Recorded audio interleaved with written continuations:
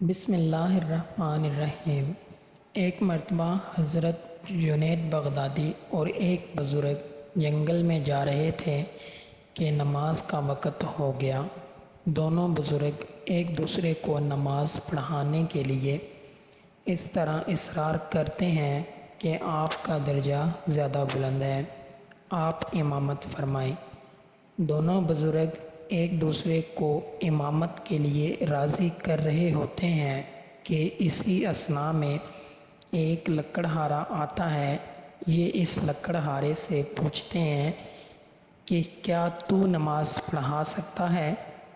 وہ لکڑہارا کہتا ہے، یہ کون سا مشکل کام ہے۔ لکڑہارے نے لکڑیاں رکھ دیں، نماز پڑھانا شروع کی۔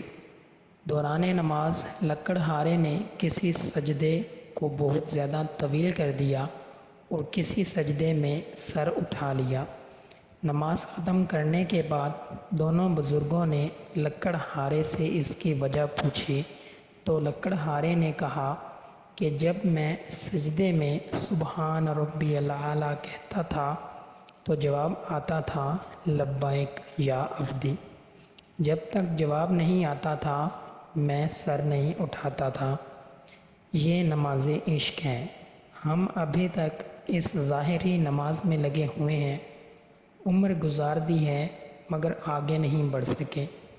جبکہ حدیث شریف میں آتا ہے، مومن کا کسی مقام پر رک جانا حرام ہے، بڑھتے رہو اس طلب میں بڑھتے رہو، حتیٰ کہ اس طلب میں جان چلی جائے۔ اگر اس کی طلب میں جان جائے گی تو ہم شہیدوں میں شمار ہوں گے۔